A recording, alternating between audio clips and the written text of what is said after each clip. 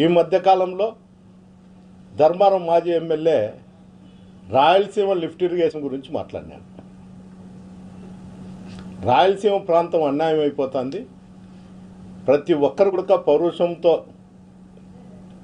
ఉప్పు కారం తింటే ప్రతి ఒక్కరు దీనిపైన స్పందించాలా అని చెప్పి చెప్పడం జరిగింది.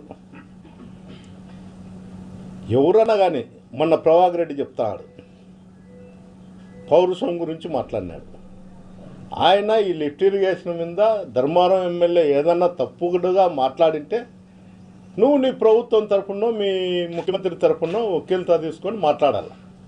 అంటే అది కాదయా, ఇది పరిస్థితి, నువ్వు మాట్లాడడం తప్పని ప్రతిసారి పౌరుషం అని మాట్లాడతాడు. ఈ పౌరుషం ఏ దాని మీద ఉండాలా? నేనైతే అతని ఛాలెంజ్కి అయితే నేను స్వీకరిస్తాను. 30 సంవత్సరాల నుండి ఇప్పుడు కూడా వాళ్ళే ఎమ్మెల్యేలుగా ఉన్నారు, మున్సిపల్ చైర్మన్లుగా ఉన్నారు. వాళ్ళ అభివృద్ధి పైన ఏదన్నా ఉంటే కూడా నేను 5 ఏళ్ళు చేసిన దానిపైన కూడా ఎక్కడన్నా కానీ కూర్చొని చర్చకు నేను సిద్ధంగా ఉండాలి. దానిపైన నువ్వు సిద్ధంగా ఉండావా? చర్చించేదానికి, డెవలప్మెంట్ మాట్లాడేదానికి పౌరుషం అవసరం లేదు, చర్చ అవసరం. దీంట్లో ఆయన ప్రతిసారి మా కుటుంబాన్ని టార్గెట్ చేసో ఇంకోటో మాట్లాడడం జరుగుతుంది. నేనైతే అన్ని విధాలుగా నేను చెప్పడం ఒకటే జరుగుతుంది. నువ్వు రాజకీయంగా నువ్వు ఎదుర్కొంటావా, లేకపోతే అభివృద్ధి పైన ఎదుర్కొంటావా? ఏదో నువ్వేందో పోరాటం చేస్తాము, కొట్లాడదాము, అమాయకులందరినీ తాడిపత్రి కాన్స్టిట్యున్సీలో గలాటలు పెట్టి నీకున్నటువంటి పోలీస్ సిబ్బందితో కేసులు కట్టుకోకుండా అక్కడుండే పరిస్థితులను దినదినానికి రెచ్చగొట్టుతూ, అసలు పోలీస్ ఆఫీసర్లు అందరూ కూడా అక్కడ తాడిపత్రి డివిజన్లో ఉండేవాళ్ళు దాదాపు ప్రభాకర్ రెడ్డి కన్సర్న్లో నడుస్తున్నారు తప్ప ఎస్పీ గారి కన్సర్న్లో అయితే నడచడం లేదు. ఇది నేను చెప్పేది కాదు, కానీ ఎవరు మీరు కూడా పత్రికా విలేకరులు కావచ్చు, మీడియా వాళ్ళు కావచ్చు, పోయి విచారించినా కూడా నేను చెప్పేది నిజం. పదే అక్కడ క్రైమ్ రేట్ లేదు, ఇంకోటి లేదు. ఈ మధ్యకాలం వారం 10 రోజుల నుండి అందరినీ అమాయకులను పట్టుకొచ్చి బటకా కేసులు పెట్టి జామీన్లు ఇచ్చి పంపించి మేము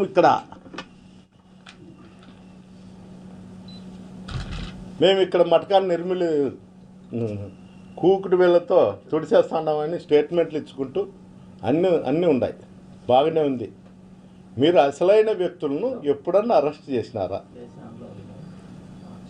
ఏదన్నా ఉంటే మీరు రైట్ ట్రయల్గా మీరు చెప్పండి, చెప్పండి. ఇంకోటి మీరేం చేస్తున్నారు, ఏంటికైనా సిద్ధము అని చెప్తున్నారు. నీ పౌరుషము, నీ కథ, నీ కుటుంబము, నీ కథ ఉంటే నువ్వు ఈసారి గ్రీవెన్స్లో ఎస్పీ గారికి వచ్చి లెటర్ నువ్వే డేట్ చెప్పు.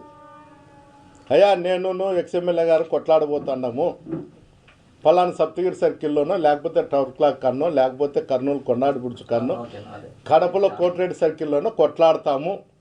మా మీద ఏం జరిగినా కూడా మా మీద ఎలాంటి కేసులు బుక్ చేయొద్దండి అని నువ్వు చేతనైతే నువ్వే డేట్ ఇచ్చి, నువ్వే అన్నీ చెప్పి, నువ్వే ఎప్పుడు పిలుస్తావు. నా కుటుంబం, నీ కుటుంబం మాత్రమే చూస్తాం. ఎందుకు దినాం నువ్వు చెప్పేది ఏందో, నువ్వు పెద్ద పాలిగాని అనుకోనో, లేకపోతే ఈ రాష్ట్రంలో నిన్ను పెద్ద హీరో చూడాలనుకోనో ఇవన్నీ మాట్లాడుతాడా? నీ చేతనైతే నేను ఈరోజు కూడా చెప్తాడా, రాజకీయాలనేవి ఓటమి గెలుపు అనేది సహజం. నువ్వు కక్ష సాధింపుకో, నువ్వు ఏదో చేస్తా, పౌరుషము పుట్టగోసి అని చెప్తాండావు. నీ పౌరుషం ఏదన్నా ఉంటే నేను ఇప్పుడు కూడా చెప్పిన, Kadapa, Kurnool, Anantapuram, Saptagiri circle, tower clock, కొండాడి పురుష, కోటిరెడ్డి సర్కిల్ ఎప్పుడు ఏడగొట్లాడదాము, కొట్లాడదాం. నీ కుటుంబం, నీ కొడుకు, నువ్వు, మీ అన్న కొడుకు, మీరు ముగ్గురు రాండి, మా కుటుంబం ఒకటే వస్తుంది. నేను దీంట్లో ఎలాంటి సందేహం లేదు, నువ్వు ఆలోచన చేయాల్సిన అవసరం లేదు.